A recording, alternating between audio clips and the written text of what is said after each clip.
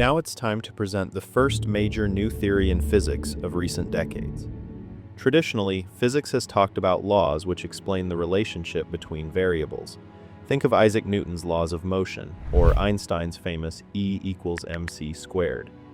But since the 1950s, thanks to DNA and computing, we have become aware of the concept of code. Code and laws have a lot in common. They can both be expressed mathematically. But there is one crucial difference. Laws do not explain how the relationship between different variables is enforced. Code, on the other hand, provides the instructions that make things happen. It is the instruction manual that created all life and runs every computer. Today, we are very familiar with the molecule we call deoxyribonucleic acid, or DNA. And most of us are aware of Francis Crick and James Watson's 1953 discovery of the double helix that ushered in the science of genetics. But far fewer people are aware that 5 years later, Francis Crick discovered that a sequence of bases on the inside of the double helix provided a code, much like a language, that contained the instructions for making protein molecules. Highly complex groups of atoms bonded together that are an essential element of all living cells and much else besides. Without this code, life could not exist, and it seems very unlikely that in the natural world, code could be restricted to life alone. Instead, we can reasonably infer that everything that happens in the universe is governed by an underlying code. But its role is far broader than DNA, for it is the instruction manual that governs everything. So what we observe as the mysterious world of quantum mechanics, that we describe as fields, waves, or particles, could also be described as a manifestation of this fundamental code. And like any code, it is a form of information. We know this because of the nature of the wave function that underpins quantum mechanics. The properties of the wave function are well understood. The Schrödinger equation predicts its behavior perfectly. But this wave is not physical, rather, it's a range of statistical probabilities, a form of information. Moreover, when we contemplate the strange outcome of the double-slit experiment, it points to an underlying hidden code, because particles seem to know when to take defined positions in space and when to remain in their waveform. And while the medium through which information is stored in the physical world requires space, we know from DNA and computing that vast quantities of information can be stored in the tiniest spaces. Despite the enormous improvements seen in computing power over recent decades, DNA is still vastly more efficient at storing information than the latest computers. 1 gram of DNA can hold at least 215 million gigabytes of data, meaning that every piece of information recorded in human history could be contained within a single room if stored in DNA. The information itself, as opposed to its physical vessel, requires no space. Think of the concept of a number. Alternatively, a line in one-dimensional space has no width, but in the physical world, it will always require width to be visible. So, at its most basic level, the universe can be thought of as information conveyed through quantum effects. And information is independent of time and space. Your lifetime is finite, but the DNA code from which you are constructed, as opposed to the medium through which it is carried in the physical world, is, like a number, timeless. You experience a conversation as a fleeting moment in time, but the information can be captured and stored indefinitely on video. And light plays a unique role. The speed of light is also the speed at which gravity travels, the speed at which particles with mass influence each other. In other words, it's the maximum speed at which information can travel through space. And, as E=mc squared tells us, it also determines the conversion rate between mass and energy. But more significantly than all of this, light speed defines the very boundaries of space and time. The speed of light is a fundamental constant that governs your passage through space and time. This was shown by one of Albert Einstein's famous thought experiments. When strolling through Bern with his friend Michel Besso, Einstein noticed the clock tower and wondered what would happen if he tried to outpace the light from the clock. Einstein had recognized a paradox. If you are traveling in a car at 50 kilometers an hour and another passes you at 75, its speed relative to you can be calculated by simple subtraction, giving 25 kilometers an hour. but it had been known since the late 19th century that light travels at a constant speed of just under 300,000 kilometers per second, regardless of the speed of the observer. Einstein wondered why, if you were traveling at 100,000 kilometers a second, you wouldn't observe light reaching you at 200,000, rather than its usual speed of 300,000.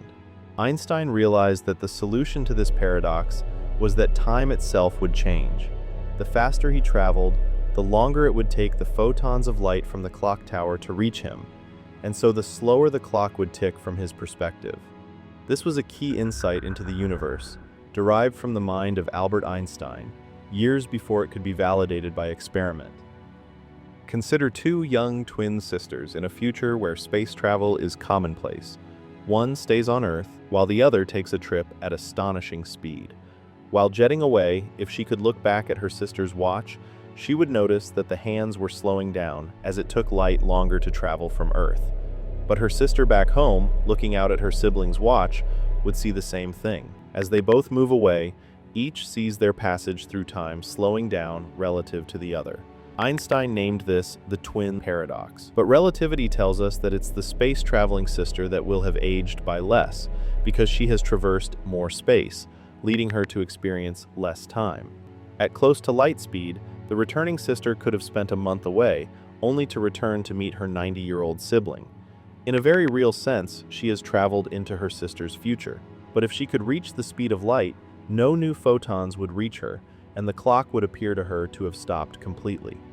When a beam of light, or photon, leaves the sun, from your perspective, it takes 8 minutes to travel to your retina.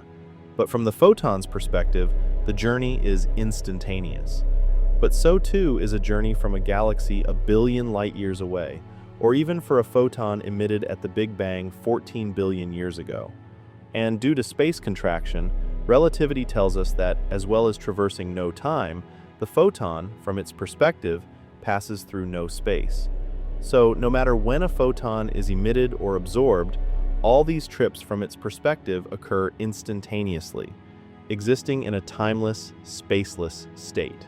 So, we can see that our universe has a dual identity: the familiar world of objects with mass that experience time and space, and a timeless, spaceless state that links all the points that these heavy objects experience. Just as the photon's journey from the sun to you links these 2 points in time and space instantaneously, so all other points are similarly linked. The electromagnetic force of which photons are a manifestation can thus be described as a singularity encapsulating the information that we know as every point in time and space, intimately connected to every part of the cosmos, regardless of time. Conceptualizing the electromagnetic force as a singularity helps to explain two critical phenomena: the law of quantum mechanics that tells us that information cannot be lost, and why the photon is the only particle with no natural rate of decay. And our notion of the present has no special meaning. When we look up at the night sky, we see the star Sirius as it was almost 9 years ago, as it's 9 light years away. So a photon leaving Sirius now will reach Earth in 9 years. But again, for the photon, this journey is instantaneous, linking it to a point 9 years in our future. This is the theory of the singularity of light. It shows that the electromagnetic force contains not only the information we know as the past and present, but also the future of our universe. At the singularity of light, information is timeless, occupies no space, and is indestructible. Okay, so that's a lot to take in. But here are 2 ways to conceptualize the singularity of light and the crucial role it plays in our universe. First, think of 2 sides of the same coin. One side is the universe of time and space that we live in, containing objects with mass. The other is a massless locus of pure energy that connects to each of these locations, yet occupies no time or space, encapsulating all this information. Second, think of a projector in a cinema. You see the light from the projector traveling through the air, and you see the resulting image on a screen. That image is just a form of information. Now think of the singularity of light as the cosmic projector creating time and space.